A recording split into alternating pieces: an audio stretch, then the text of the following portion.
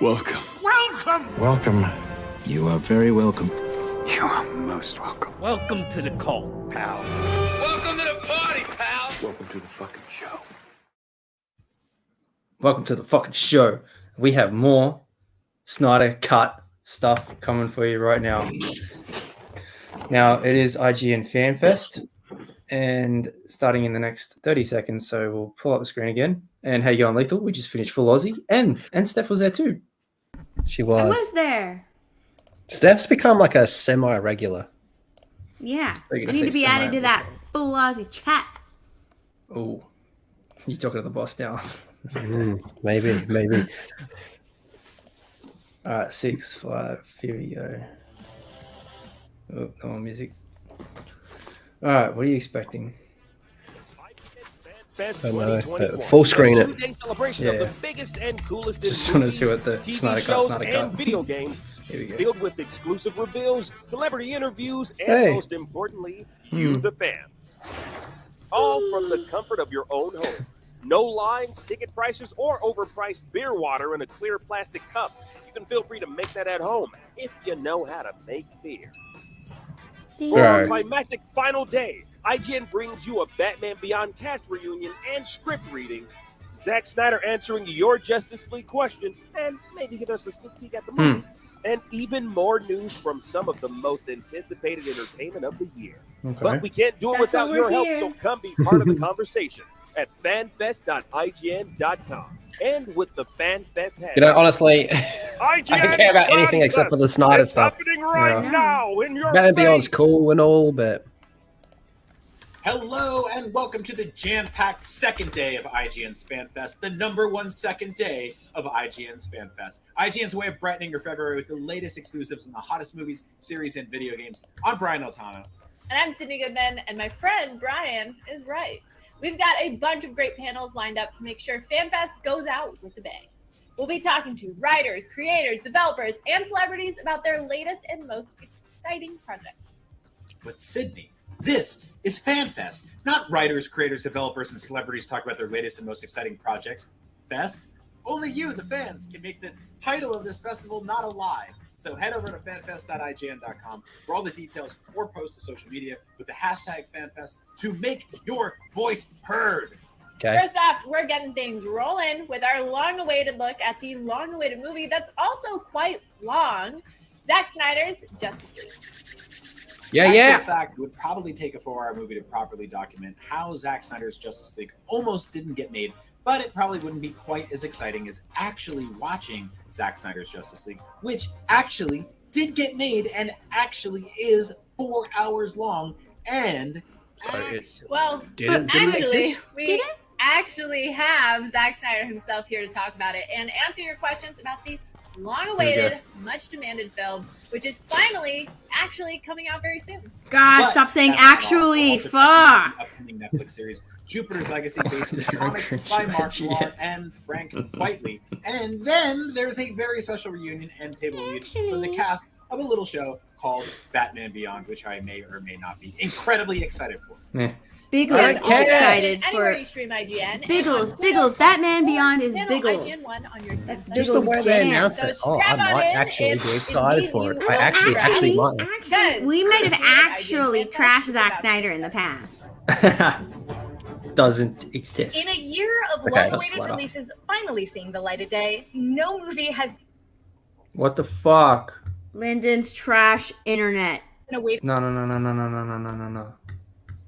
Nothing wrong half with a this. decade to see this near let me mythical kill film. one. The good news is there's not that much longer to go. I'm Terry Schwartz. This is IGN Fanfest, and I'm so Full screen it. thrilled to be here for an Yeah. interview with I gotta director change the, Zack Snyder himself to give us the full story on how the Snyder Cut went from being an unfinished print he Why showed the his fuck friends did at it his show? house to the print he showed his friends at his house to the 4-hour movie being released on HBO Max on March 18th. We put the call out for your questions, and you more than delivered. So buckle up, Zach, because we have a lot of fan questions to go through today. Welcome. Well, thank you. Chad. Thank you. I appreciate it. I'm excited to be here. Yeah, we're excited to chat with you. And again, there's like, this movie has had such an interesting journey. How close is the Snyder cut that you're close to releasing now to the original version that you were editing, and or how much has it evolved with time, distance, and fan These questions. So dumb.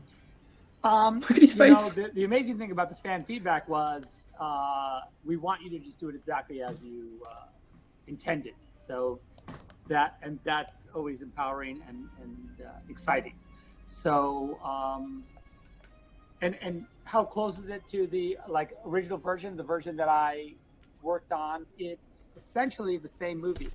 That was the director's cut that I had completed, and David Brenner and I, who was the editor, we sat down and watched this, and we said, wow, 4 hours. This is insane. This is awesome. And actually, we always talk about that was a cut down from, it was even a longer version. We just Look at that Spartan helmet behind him. And some more, we put the screws to it a little bit more to get it to the close to 4 hours. So it's got a bit longer in the editorial process that we've just gone through, but really that was just a function of some of the visual effects being padded out, and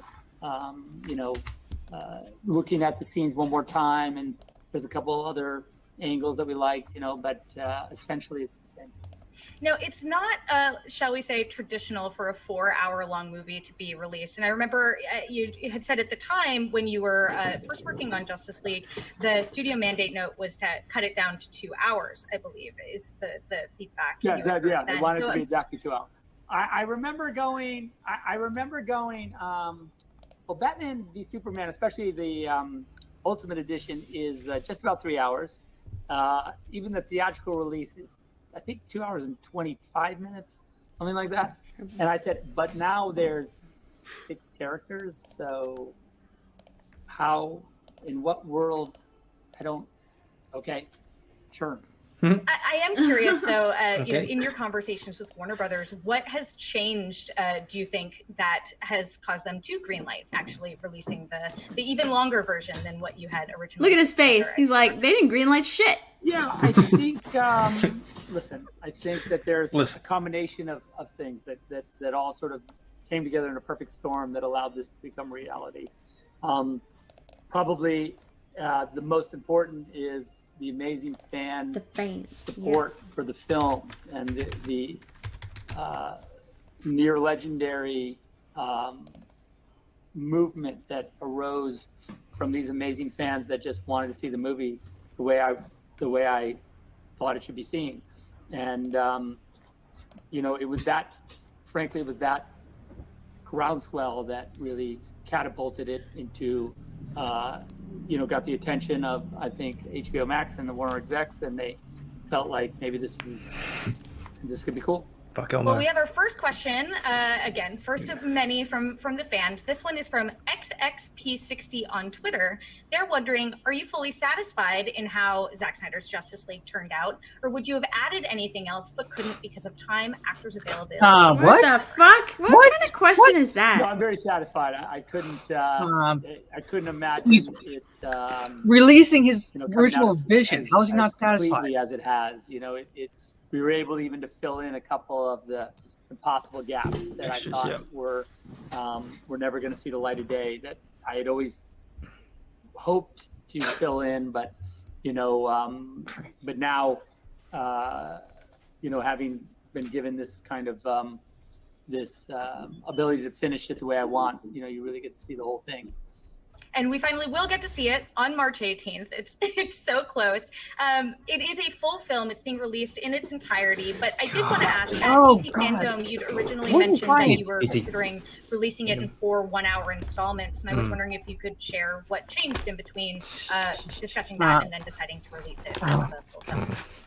There was a couple things. I mean, it was always to be completed as one theatrical release. We'd always, because that's the way I originally, it was made as a 4-hour film. Now, remember, the film is chaptered anyway. It's like, part 1, don't count on it, Batman, and then about 40 minutes later, I forget exactly, part 2, the Age of Heroes, and then on and on, And so that was the way the film was created, just in my mind as the way it was easily digestible. There was so much, and I just felt like this kind of, chapters as you went forward was really the best way to kind of absorb it. So it was always going to be finished as a single film, but then, I thought, it might be fun to break it up, but that just got complicated, and everyone started getting nervous about like whether or not it was contractually this or that, and I said, you know what, it's fine. Like the 4 hours, it's a great way to watch the movie, and it's easy to pause and go get your go hit the potty or potty popcorn or whatever you got to do. Yeah. Don't make the people wait any longer. Yeah. So, yeah, exactly. I think they would have been mad if they had to wait like weeks. Right. Go the weekly episodic route. No, I'm sure you assumed that I would ask you this, so I figured I'd get it out of the way at the top. But you have a finished running time. Can you tell us how long the movie actually will be? More than 214 minutes. You said. Oh no, it's a little over 4 hours. I think it's like 4 hours and a few minutes, with the titles. Is that locked too? Because I think the last time you spoke about it, you were still editing it and you weren't sure. 100% locked. No, yeah, it's 100% done. The chat in the stream is like Snyder. Hell yeah! All right, I'm hanging up. Yeah, you did that. That's it. Sorry, we're cutting it short. I'm coming over. I'll take It's the most interaction IGN's had in years. Yeah. Right. We do have another question. This one is from Sarwar Jawani on Twitter. Hey, Zach. My question for you is, when you found out that you were going to be able to release your cut of Justice League, what scene of yours are you looking forward to us seeing for the first time? Oh, we can't answer that. Cyborg's backstory really, to me, is I thought he was such an important part of the movie. Yeah, he can answer it just as a couch at a certain point. Yeah. His whole arc and journey is so important, and there were just some really cool stuff that we shot and that we created that I was really excited for fans to see. Yeah, you've talked about how Ray Fisher's character is the heart of your movie, and we definitely haven't been able to see that. And we'll talk about him a little bit more in a bit, but actually That's a perfect transition because you brought us a little treat. Do you want to set up what you brought along to show everyone? Oh yeah. All right. If you guys don't mind, my non-makeup look, I'm coming on camera. Come on camera. I was like, I really want to do a cool kind of. I wasn't sure how we were going to use it. We had talked about maybe it was a title sequence. We had talked about maybe it was we had talked in marketing about maybe we're going to do like a sort of a week of character appreciation, we'll really do a deep dive into each character, each member of the Justice League, and let's really explore them. So it was talked about in that way. And then we just we all started doodling, and it became this kind of fine art piece of its own that really kind of talks about the mother boxes and the characters' origins. And what's up, Jeff? Just a really kind of what I find it really beautiful. This is gonna be like the opening, like a opening history lesson type thing, ain't it? Let's take a look. Ooh.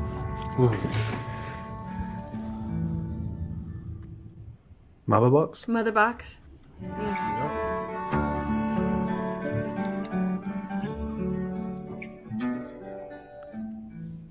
Oh no, it's the accident. Yeah. Oh wow. Oh, it's Cyborg. Oh wow. The shadow boys are breaking all the laws. In your east St. Louis. Oh, it's the pearls. It's all the character origins. Yeah. Rain sounds like a Batman.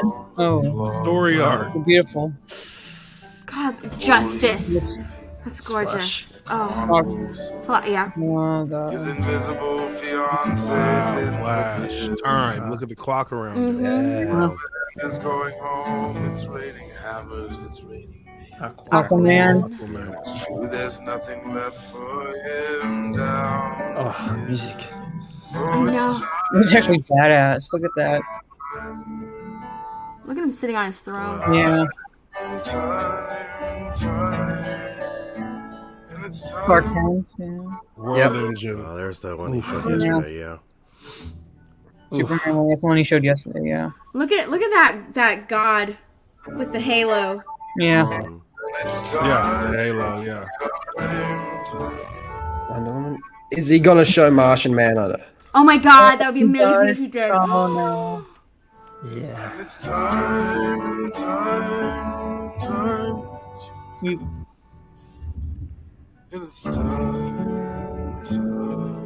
No, he's keeping that under wraps. Mm. Oh, that was pretty nice though. It was. It's so beautiful. Or something in the background because anytime fun. we hear Tom Waits perform like that. Yeah, Tom Waits. I did want to ask. Oh, shut up. Yeah, you used Tom Waits' Time is the song being played. You are always so specific with your music choice. Tell us why this was the right Time, song. time. Yeah. Loved it on the piece. It really was perfect, and it was in the style and sort of mood of my Justice League film. I thought it was like a perfect song. And Tom, famously doesn't do this sort of thing, but we showed it to him, and he was like, "Yeah, I'll do that. You guys can have it for that." So Just call up Tom Waits. Clearly, there's clear inspiration drawn from like classical sculptures and reliefs of the old gods, maybe. Oh yeah, I did so I doodled like all those. There's a million. How do these motherfuckers not think that his way to go was the way to go? I don't know. Shit just don't make no sense to me. If the film had been continued, or if you look at the past histories. Well, even Warner Brothers admitted it was a piece of shit. Everybody, so it's really worth taking a long, slow look at because it's really fun. And I think. Oh yeah, we're definitely going to take a long, slow look at everything. Yeah. Absolutely. Yeah, there's tons of. Pause every damn frame. Well, That's probably already up on YouTube now. Everyone's kind of. Is that all one piece? Like each member is like a side? Look, I see this and I see that. Yeah, that's what it looks like. Every member is the side of the mother box. How many? That's a challenge if I've ever heard one. Yeah. 3 mother boxes too. Watch and rewatch that for sure. I thought that was a perfect way though to transition to talking about our returning heroes, our Justice League that you are getting to show us again and show us that much more of.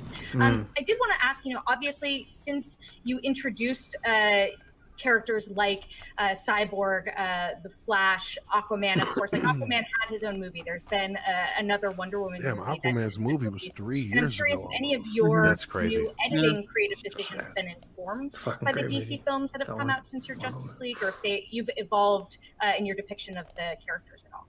Yeah, I mean, it's an interesting point of view. The answer is no. This film was finished before those films were probably even shot. And so I kind of stayed the course with my point of view. I think you can sort of view my Snyderverse version of Snyderverse. He said it. It's kind of own thing. I love Patty and James and what they've done with their movies, and they're amazing. But at this point, I was just like, kind of its own thing. Ever the diplomat. I would be like, Patty, what the fuck did you do? I like that he said he didn't change his film because of those other two. He just kept it the way it was. Some of the backstory and deeper lore about some of these characters. So this one is from Sam Sievers on Twitter. It is about Batman. Hey, Zach. So I grew up with Tim Burton's Batman, and that version of the character has a body count that could almost rival Rambo. Oh my god! So the idea of a live-action Batman killing people, he's fine. And at this point, sure, he's fine. Every version does it. Yeah. But I was curious if your Batman started with a no-kill policy 20 years ago. Duh. I mean, that's like a stupid ass question. That's a We dumb already question. know this answer. We already know it. Yeah, we already know the answer. We Yeah. see the answer. Listen. Listen. That was a stupid question, friend. Yeah. Hey, listen, dumbass. Yeah. Batman always starts this way. Started crime fighting in Gotham 20 years ago. But there's been he's seen a lot of rough stuff happen over the years. And 20 years in Gotham, Alfred. How many good guys are left? He's a Come bit on. jaded now. I mean, obviously. And the death of Robin, and others. I think that he now has found himself in a dark place. But yes, the whole point was that the death of Superman really shakes him out of that and puts him on this really, sort of cathartic path to kind of do his part. Because if you think about it, the Justice League is made up entirely of almost godlike characters with these godlike powers, and he's just a guy, you know. I mean, yes, he is the world's greatest detective, and he is this, you know, incredible force. He's, you know, as far as humanity goes, but in the end, he is just a guy. So it's like his job of bringing them together is kind of, but it's also one of the most important jobs because there would be no Justice League without Bridge. So next we have a special question. This is from Hamad from Qatar. He's been actually a longtime supporter and major donor of the American Foundation of Suicide Prevention over the years, and has been very passionate in the release of the Snyder Cut movement. So let's check out Hamad's question. Isaac, what did it feel like to see Ben Affleck put on the cowl again? That's a good question. Yeah, so we that's a good one. We did we did a little bit of additional photography for this film. And we brought a few of the cast members back just for this little scene I wanted to grab. And I was slightly nostalgic and a little bit, you know, like, I don't want to say weepy. That sounds a little bit extreme, but it certainly was quite a thing to behold. So we have another question. I'm going to set this one up a little bit because I heard you speak about putting Superman in the black and silver suit that I believe, and I'm paraphrasing you, so please correct me, you actually shot that in the regular Superman suit but color corrected it later. Is that the case with how? Yes, if you can watch the actual news. I had long conversations with the studio. Who's picking about these fucking questions? Suit. I was a big advocate. They were not so much. People trying to regain whatever clout they think they had. That's. I said, okay, what about? Let me just at least do some tests to see if I could, you know, put him in the black suit and what it would look like. And so we devised a method in which we could easily turn the suit, using the existing suit to the black and silver suit that you see in the movie. And so we knew exactly how to do it when we went into it. And as I say, it was always my intention to have him in that. And we've had a chance to see it too. So with that context, this question from Frederick Lopez is about your experience getting to see that suit. So let's pull that up. The question is for Zack Snyder. What was it like seeing Superman in the black and silver suit for the first time? I cannot wait to finally see the Snyder Cut on March 18th. Cool. Yeah, I that, Mike, for 2 days. You know, to make sure that we had all our ducks in a row, and just seeing it, you know, we all just sat back like, wow, are we really doing this? This is amazing. And so yeah, it was really. And I mean, the other cool thing is, of course, you know, we saw a version of it in the Zod flashback in Man of Steel. You know, because you know he's sort of in it in the Zod nightmare sequence. Prime One Studios made a statue of that. Basically, joined the dark side of that one. So we have another special question from Joanna from Ecuador, another big member of the Release the Snyder Cut movement. She wants to know a little bit about some of the female hero or heroes in the movie. So wait, what? Joanna Female. from Ecuador. I'm Joanna from Guayaquil, Ecuador, and this is my question. At the end of Batman vs. Superman, we can see that Wonder Woman has a sort of loss of faith in humanity. Is she going to find it back after the event of Zack Snyder's Justice League? And if there's going to be a specific member of the League that will help her find it back? Also wanted to know if there's going to be any mention of another female member of the League. Thank you. Bye. Well, first of all, I won't say anything about if there's any additional female members of the League, because that feels like a pretty huge spoiler, even if they're, you know, you weren't just going to give it away 2 weeks before the movie comes out? And then, I can't stand her. I can't as far as either. Dan's arc, I think that, like, Nails you on know, the chalkboard. for me, it's coming straight off of BBS, right? And if you recall, you know, yes, she had sort of lost faith in humanity, but I feel like had awoken a little bit to her responsibilities in the world without Superman. And that's kind of where she is, you know, she's not, I wouldn't say, you know, I think when her mom sends her note via the arrow of Artemis, she I think that she realizes that like what's happening is a pretty big deal. So, I don't know that she's fully out, but she's definitely, she's fighting for the team at this point. Now, of course, there are some new heroes we're getting to see in this movie. And this question is from a huge fan who goes by the name of Harry L. So let's take a look at his question. Zack Snyder has an unexpected. I have a question for you. Calvin Swanwick, who was the CENTCOM commander there, the general, and then later became secretary. He's about to show us Martian Manhunter. Whoa. He really Martian Manhunter pretending to be Calvin Swanwick? Or is he just pretending to be Calvin Swanwick in this moment of the Justice League, since he also pretends to be Martha Kent, according to the storyboards that you released? Told you. I'm very curious. Please let me know. He's quite a fan, that guy. Yeah. Oh, he is, yeah. I heard he really loves them. Yeah, I feel like he really loves them. So much so that, he might like walk in front of the camera. Yeah, a couple times. It's a good question, though. I'm curious. It's a good question. In my mind, I think he's been Swanwick and Martian Manhunter are kind of it's like his alter ego. That's kind of the way I see it. And the way he's kind of, if you notice the way he's kind of like, he's manipulated both Lois and Clark to kind of do their best, to be the best they can be. Because I think, in this incarnation, he wants humanity to kind of do it themselves, and/or this new hero, Superman. And I think that's kind of the way I see it. That he's, they have the same voice.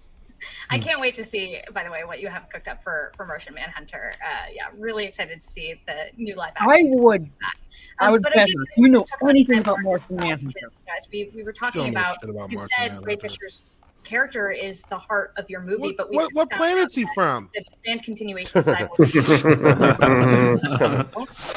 So I'm curious how you feel your movie serves as essentially a standalone look at that character's arc.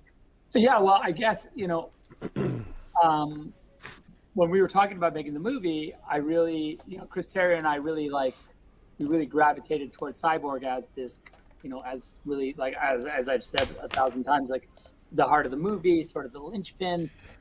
Everything turns on him. Everything turns on kind of his, the stakes that are presented to him, the events that befall him within the context of the film.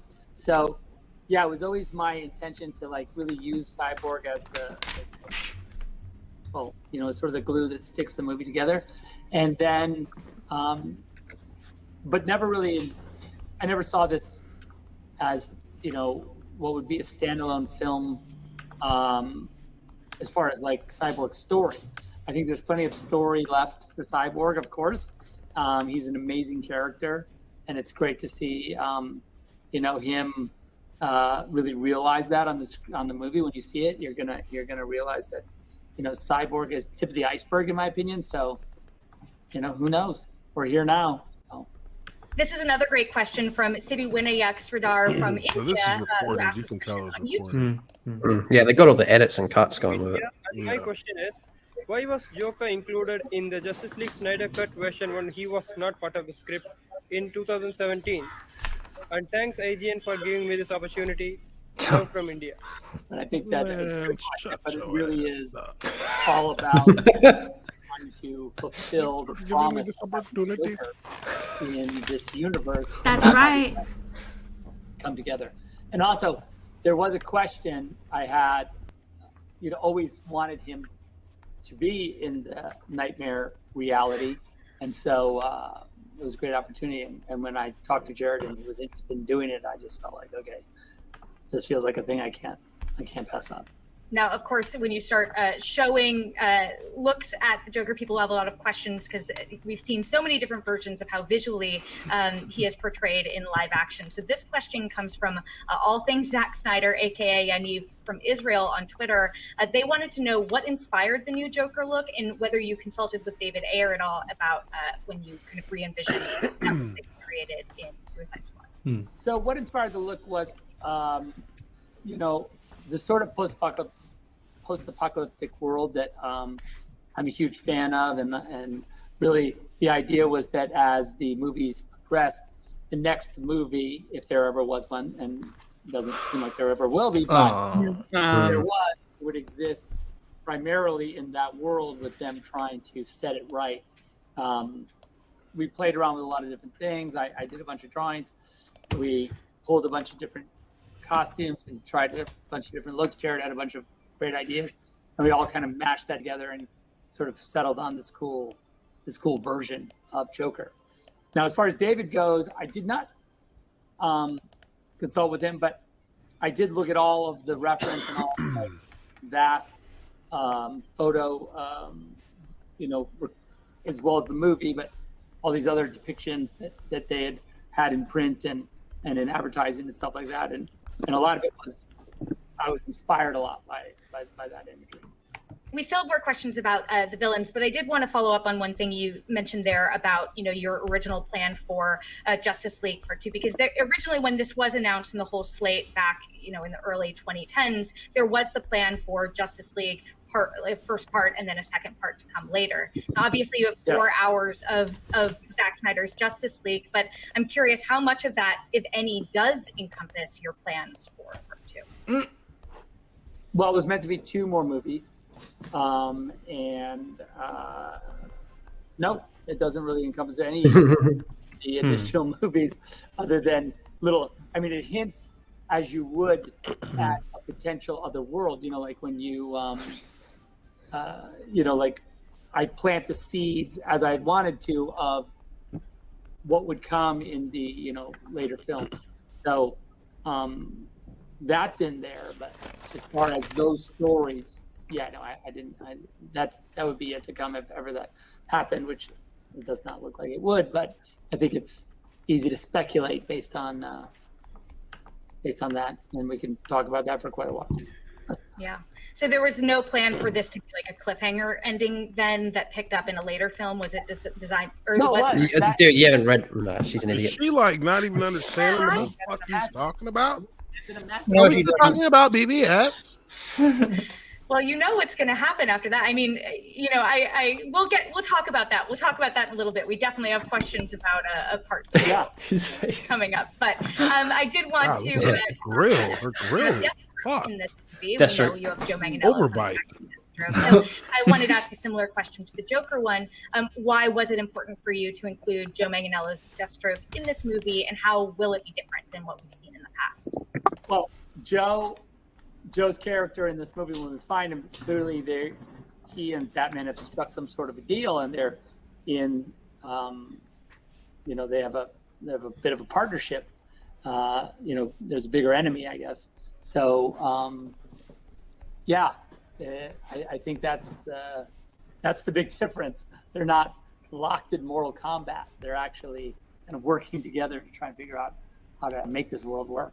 Yeah, he was another great example of fantastic casting that I think we've all just been itching to see a little bit more of. So excited. Disappointed we won't get more of. No, question, of course, we can't talk about Zack Snyder's Justice League without talking about the big bad himself, Darkseid. So this question comes from Federico Berto on Twitter. Video. Hi everyone, hi Zach. I have a question about Darkseid. So your characters are always complex and layered. Does Darkseid have any humanly relatable motivation to his quest other than that of ruling all of existence? You mean like that's Thanos? my life equation. Yeah. I'll see you on the 18th. Bye bye. Yeah, no, of course. I think, of course, Darkseid has tons of human motivation. I don't know if you would call it that. He's pretty relatable. Kind of operates on another plane, but certainly something happened to him in the past, and he's not happy about it, and it's kind of really hurt him. Kind of it's kind of shaped him, and he's looking to make it right.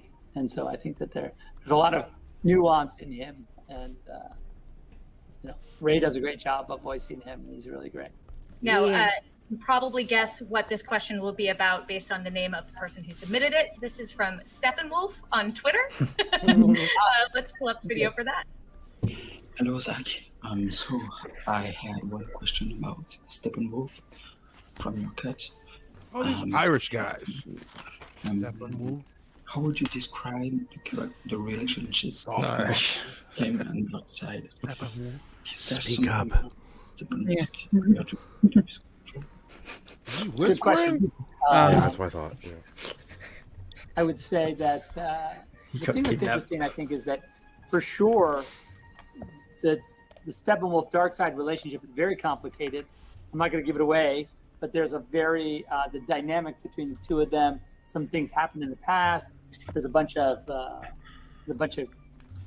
issues between them, and so yeah, I think that all plays out. So yes, the answer is there's quite a complex relationship there. We do have a question from Jean-Ren Durand, a Twitter video that we can pull up here. I'm assuming that he's powered by HBO Max in setting up the offer he's putting, but let's take a look. Mr. Zack Snyder, my question for you is, if HBO Max offered you money to do Justice League 2, what would you say? Ooh. Thank you. There we go. Well, he's like, they're not going to ask that. I think that I would say I would believe it when I see it, and yeah, right, motherfuckers. But thank you for the question. But yeah, I think we should enjoy the movie we have. It's not happening.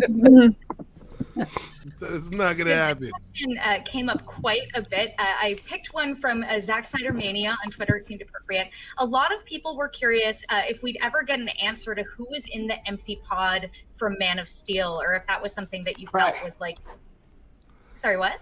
The open crash. Yeah, you see it again in Justice League. They pass it again. I don't know. I've never seen. So probably no surprise that people have brought it up multiple times. This is a famous thing that I've never seen the theatrical version of Justice League. So I'm not sure if the open crash is in the theatrical version, but it definitely is in Justice League. They pass it and they look at it. Just call it dumpster fire. It's okay. Yeah, so that is an open question, and I would hope at some point to find out who was in there. Like what's going on? Do you know? I do know. I do. All right.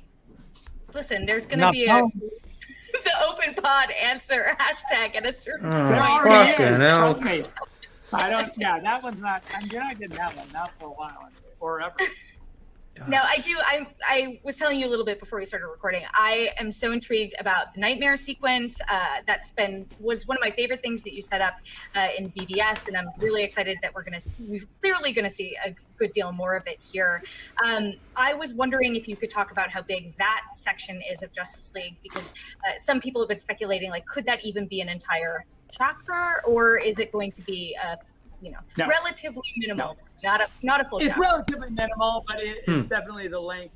I think it's appropriate for the movie. It's not anything crazy, but it definitely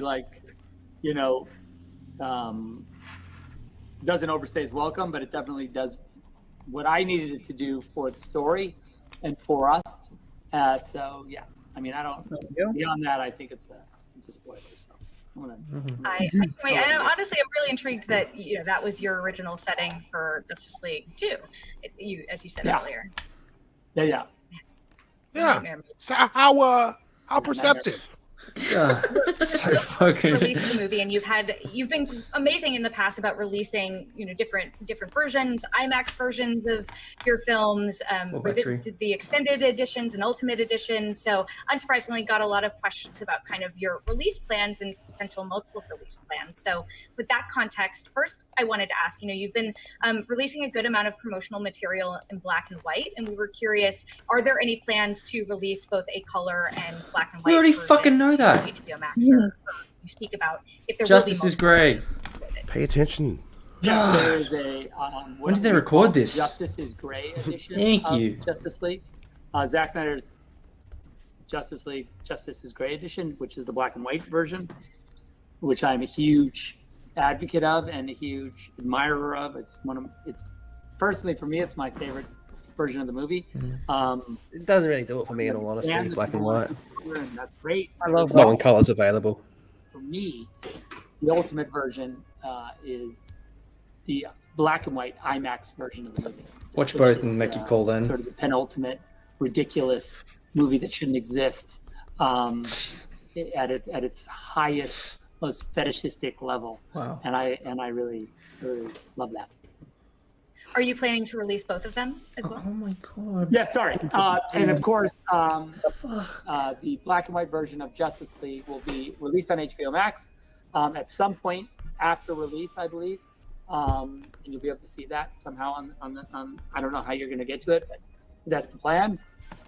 And then as far as IMAX go, as we start to figure out how people can get back into movie theaters and see movies,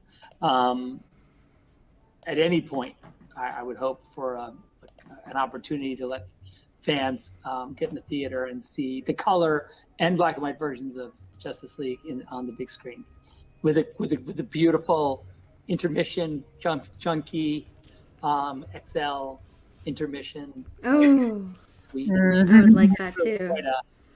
I watched a bit of his interview last night. It's an afternoon and into evening experience. It's pretty cool.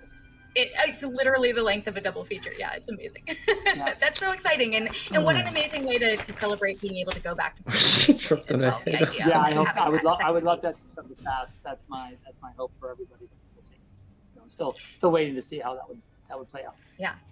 Now, you have been such a great fan of IMAX and friend to IMAX your entire career. I believe you said you actually shot this movie entirely in IMAX, either IMAX cameras or in the range. In the format. Now, I didn't use the IMAX cameras per se because their cameras aren't sound, and I knew there was going to be a lot of dialogue in this movie.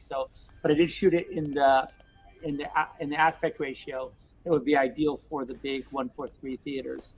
And so when you see it in its big, square, it's unbelievable because, they've never done a movie in IMAX that's entirely in that aspect ratio, and they've never done one in black and white. So it's kind of two firsts in a row. So it's kind of fun to see.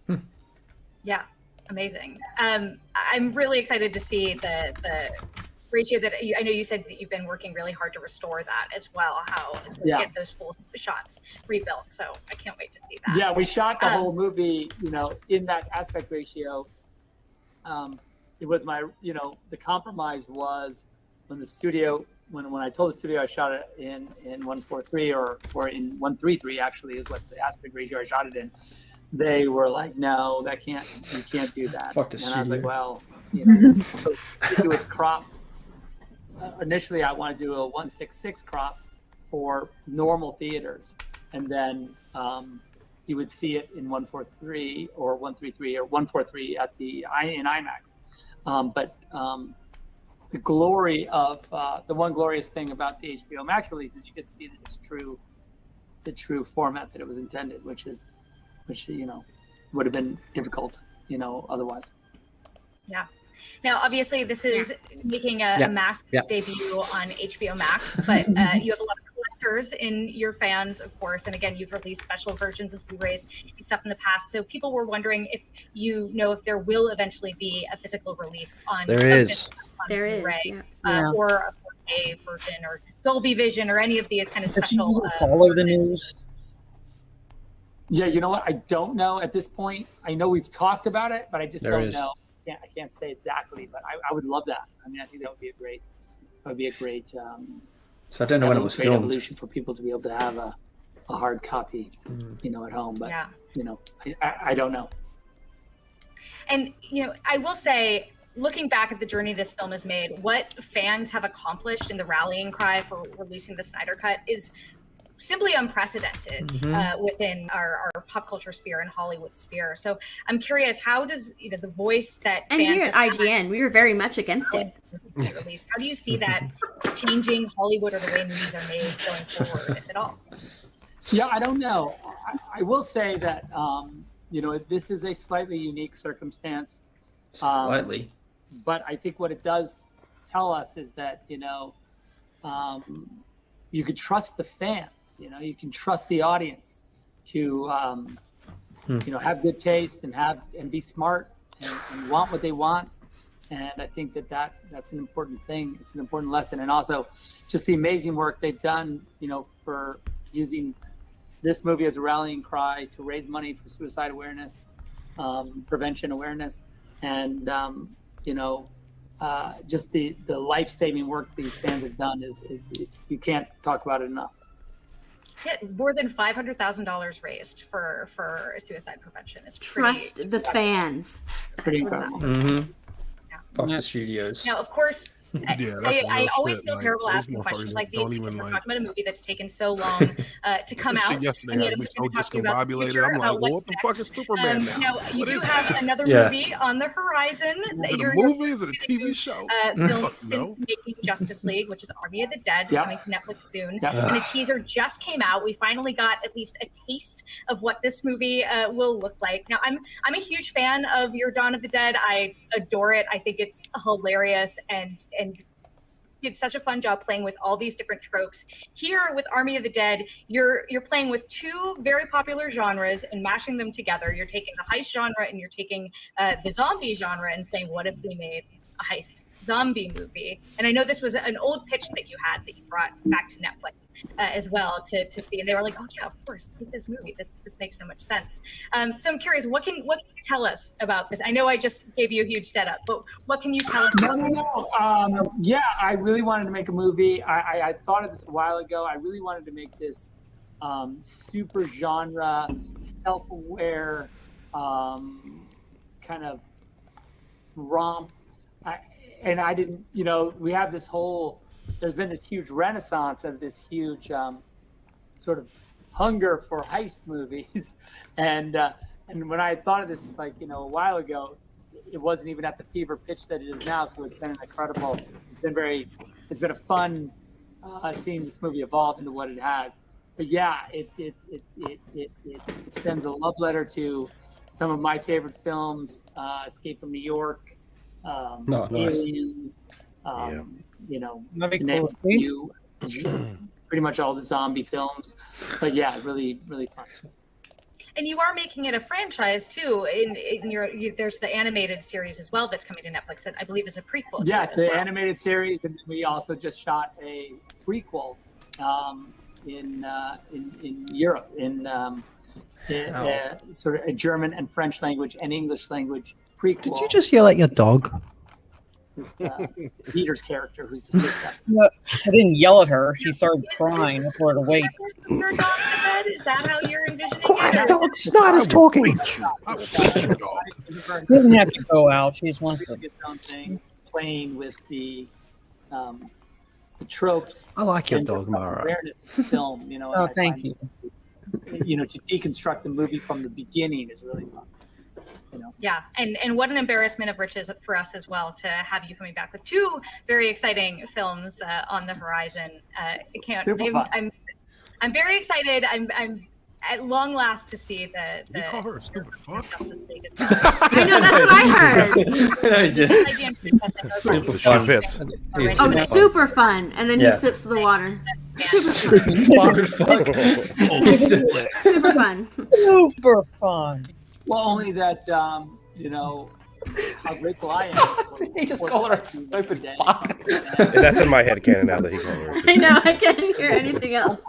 Outpouring of support for our charity and for, just me as a creator. Mm-hmm. So I couldn't ask for more, from a fan community, and I really thank him from the bottom of my heart. Gang. Well, Zach, you have been so generous with your time. Thank you so much for chatting with us today. Zack Snyder's Justice League is coming to HBO Max. Let's go. March 18th, so you'll see it very soon. Zach, thank you so much. Ladies and gentlemen. All right. Snyder right here on IGN. Well, I gotta go. That timed out perfectly. Yep. Stuff with clips from the Flash and Justice Society World. Okay. All right. I'll talk to you all later. See you Good. later. Thanks for having me, Lyndon. See you Oh, later. no worries, man. Bye. All right. So I guess we're done with this shit. Right? They talked about what we wanted to hear. Like, do they people like find actual people like this stupid to interview? God damn. I mean, you know, it's she's this interviewing, IGN, but you don't know nothing about like the lore behind all his films or anything like that. It's like, what are your Clear. qualifications? I watched Batman Begins when it came out. You're hired. Yeah, you're in. I'm kidding. You know what you're talking about. Come on in here. But that was a really nice shot with everyone on the mother boxes. That was really nice. Yeah, the mother box shot is dope. That's dope. Yeah. Man. That was beautiful. I can't wait to dissect that mother box. No kidding. I love it. I just get like I'm like downer. I have a downer right after watching all that because it's like it's all for naught. We're not getting shit after this. I know. Which I mean, I'm happy to get the Snyder cut. Ultimately, I'm happy to get that, but you fully realize how completely botched Warner Brothers is like, and how they've handled this entire fucking DC property in general. They've just botched it. And you can't. I mean, you have to wait like a decade before you can come back and try again. Yeah. Yeah. Like, yeah. God, it's so They so fucked everything up so bad. Do you see it as like with this new Superman movie? Do you see them looking at this as a do-over? Like maybe, let's start. The fact that they're making this new Superman means it's over for everything that was Snyderverse. That's it. It's done. It's like basically for every step Warner Brothers takes forward, they have to basically leapfrog three. They haven't even taken those steps forward since Wonder Woman. They ain't taken that since Aquaman No, and no, Wonder no. Woman. They haven't taken a single step forward. Including like this is basically it was like dragging their feet, but the release of Zack Snyder's Justice League, okay, like giving fans what they want, but then we're gonna leapfrog spaces back. Then they're gonna go back and start the whole thing over again. Yeah, and I mean, clearly, I think they're doing the Calvin Ellis Superman. I think that's what it's going to end up being, which doesn't even make sense because you don't even have Clark Kent right yet. Like, I know. Can you get Clark Kent right and then do Calvin Elvis? Like, I don't think anybody's against like that Superman coming up, but I don't care about that until I know that we got a proper Superman franchise. That'd be like I don't care about that. That'd be something like after the Flash movie where you've opened up that multiverse and like, okay, like now like there's Clark Kent in this verse basically, so now we'll introduce this Superman over in here, and but no, and you know what, and okay, I'll give a little tidbit because I know this to be true. The plan after the Snyderverse was to have a Flashpoint. Like Flash was going to Flashpoint at the end of the arcs for the Snyderverse, and then they would be able to restart and do new movies. Yeah, that was the plan.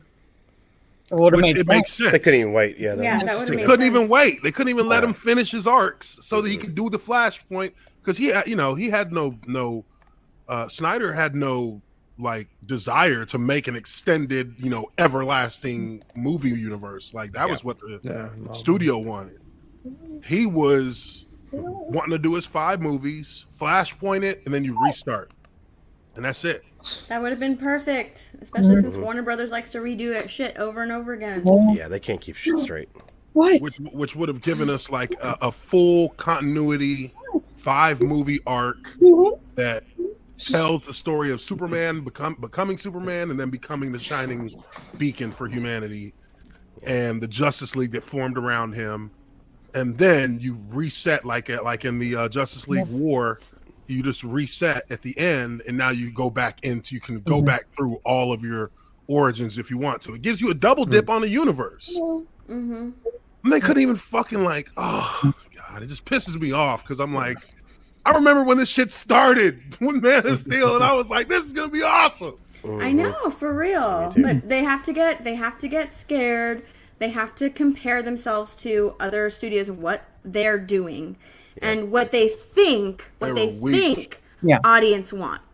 The audience wants. See, that's what they think the audience wants. But the Marvel audience is very different from the DC audience. The DC audience will appreciate what we're given, pretty much. We want just because of like Lord of the Rings. Just because of like the comics and the DC universe in general is very, very different from Marvel. It's actually darker than Marvel. I'm like, yeah, DC has always been a much more serious, darker brand than Marvel. I'm like shocker. Like you're dark. You work with the brand that's darker than Marvel, and you don't like it. So then why the fuck are you working with like the early days? Even in the early days of DC, back in the 30s, like Superman was Superman was killing motherfuckers. he was, and so was Batman. Like they were, that whole image of them becoming these shining like.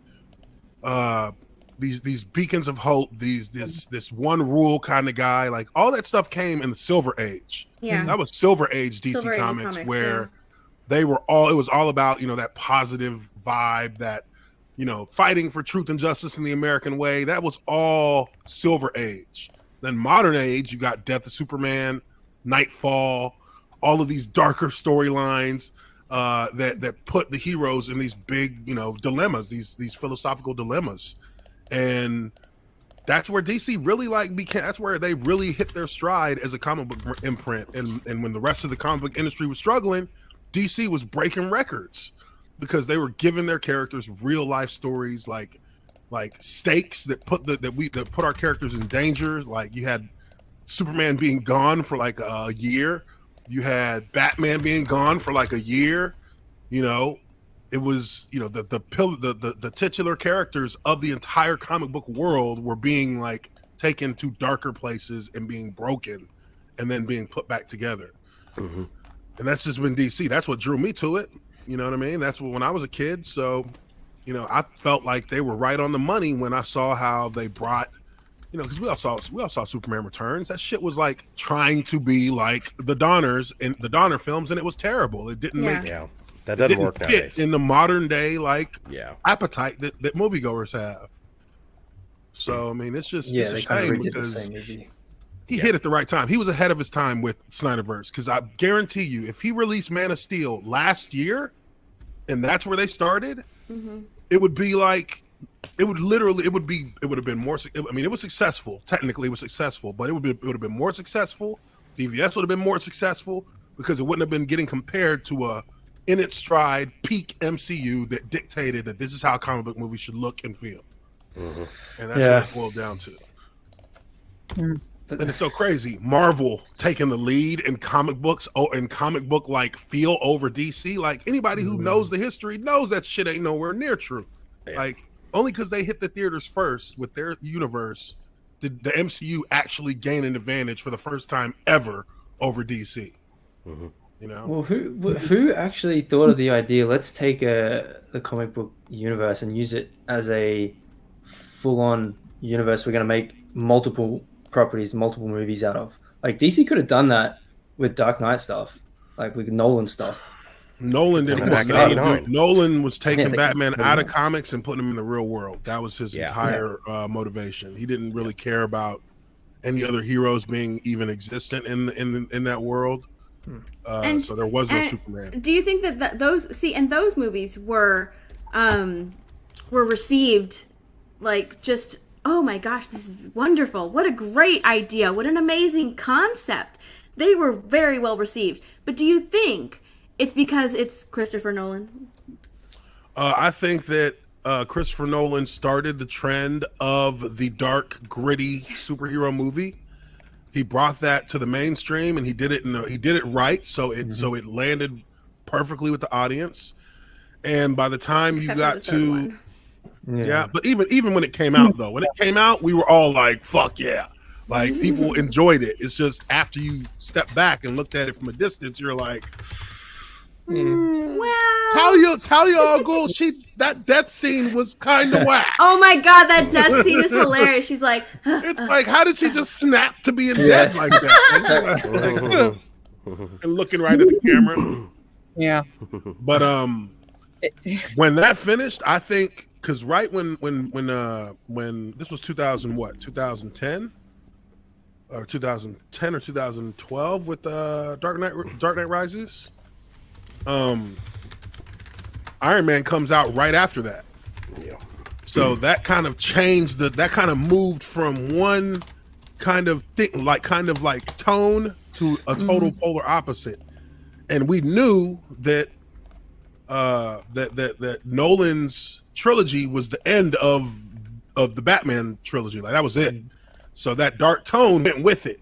Yeah. Because you see after The Dark Knight came out, there was like multiple like kind of like semi superhero movies that were just all complete like copycats. Dark tone, dark tone, dark tone, dark tone. And it didn't really work well for those movies. So yeah, like the Fantastic Four. Exactly. Yeah. Trying to copy terrible, that tone and it didn't work. So, that was a trend that fell off pretty quick after the end of the Dark Knight trilogy. And so now Marvel brought in this new tone that was more lighthearted, more quippy. And 8 movies in, now that is what a comic book movie should be. So now we get DCEU come in, and it's coming in with not quite as dark tone as Nolan, but more down to earth tone. And it's ahead of its time because people are looking at it thinking, well, where are the jokes? Where's the where's the humor? Where's the slapstick? You got Injustice League. Yeah. And they tried to do that in Justice League. That's over in the Marvel universe. You want that? Go over there with the kids. Go over there. Go ahead. You want to play Nintendo? Go over there and play Nintendo with my little brother. Yeah, I'll see you there tomorrow. Nintendo. I'm playing PlayStation right now. Fuck off. But that's, to me, that's how I looked at it. Because, it just was ahead of its time. Because now it would fit in. You see that things are kind of going back to dark tone now. And people are kind of bored with the formulaic MCU stuff. And even MCU is dabbling a little bit in the dark tone. So it's coming back in. And now the Snyder Cut has got more hype being darker when you can compare it to that contrast. When you compare the contrast of 2017, now people are way super hyped because they're getting the real dark version, like the darker tone. That's what we all wanted. Like that's what everybody wants now. But hell, these same motherfuckers who are so hyped up for it now, back in 2017, they were like, to hell with that dark tone. We want to see something light. I know. So, their hypocrisy is showing right now, too. Yeah, see, that came out in 2012, Dark Knight Rises. So Iron Man was 2008, but that was before Disney. So you had Iron Man. Paramount distributed. Paramount distributed. And then, but once Disney got it, it's like, here's the Avengers. Let's just destroy a city, which the comparisons are being made now, which is good, between Man of Steel and Avengers. It's like, hey, where the fuck was everyone when they destroyed the city? And just like, where are the Avengers? They're gone now. It's like, who's going to clean up the bill? It's like, they left. No one gives a fuck. But yeah, all the ridiculous like questions that they had about Man of Steel when you got two gods fighting in the middle of a city. What? There's not going to be no destruction? What's going to happen? Or they're like, like Superman should have flown Zod away from all that, and I'm like, well, Zod's taking him back, and Zod would have flew right back to Earth. Like, no, I said I was gonna kill all these motherfuckers. Yes. It's like, Zod was going to let Superman take him far away from where he actually wanted to destroy. Who's watched Superman and Lois yet? I have. I haven't watched it yet. Steph did. I haven't watched it yet. I heard it's good, but I've got such mixed feelings about watching anything that ain't Henry Cavill right now. All right, well, there's one scene, Steph, you know what I'm talking about, when they're fighting in the air, and then he falls into the shop. They're fighting just like Man of Steel, and he falls into the shop and destroys the shop. And I'm like, people were in there. Where is everyone saying, "Oh, he should have saved everyone. He wouldn't have. That's not my Superman." Yeah, why don't you share the tweet I shared with you? That tweet from Leonidas, who it's like finally a good Superman, and he shows the comparison between the Superman and Lois show and Man of Steel. I saw that image. There's 3 or 4 shots. Somebody share it. Let me see. I saw that shot. God, man, these people are such freaking They don't know. Hypocrites.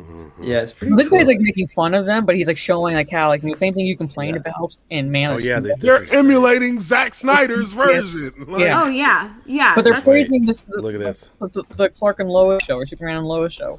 It's the So same thing. Superman Lois on the top, Man of Steel on Yeah. the bottom. Yeah, and they're praising one and like criticizing the other. Look at this. And it looks exactly the same. Yes. Flying across the wall. Yeah. But also that scene, he did pick it up like in Superman 3 when he picked up the ice and dropped it on the nuclear facility. I'm like, it's basically the exact same thing that happened in the old ones. But That's yeah, crazy, like, right? That's crazy because it's like finally completely lacking self-awareness for some. If somebody really thinks that, you know, and I don't know, maybe the person is doing this like sarcastically, right? Yeah. Well, the person who did the tweet is being sarcastic about it by showing the comparison, but I think there are probably people who are like, yeah, it looks so much better. Yeah, but I think like either the writer or the director of it was actually a fan of Man of Steel, so these scenes in the show, this episode, are actually kind of like an homage to Man of Steel. Yeah, of course. And I saw the trailer, and the trailer looked like kind of a take from you could argue like a future time for Superman from the Man of Steel world after him and Lois get married, have kids. Like even the way he looks at the Daily Planet, like it looks like Man of Steel Clark Kent. Like they're emulating Man of Steel and just kind of running with that style. Oh, fuck, that annoys me, man. I don't know how much longer that you're planning on going for because I gotta jump off my dog's. Yeah, I have to jump off as well. I need to mod. Yeah, it's 6 in the morning over here, so I'm probably gonna fucking go to bed. All right, thanks. Hey, All thanks right, for guys. coming on, man. No problem, man. Much love. And I'll let's see y'all later on. enjoy a outro from our favorite guy. Do Ben Shapiro. Mr. Balls in this house. I don't have the Ben Shapiro. That's the Lethal's one. Ah. Thanks, everyone. Are you kidding me? That's not the right one. It's too many. There it is. Go gentle into that good night. Jerry, fuck! God! Damn it, Jerry! Rage against the dying of the light. No! God! Fucking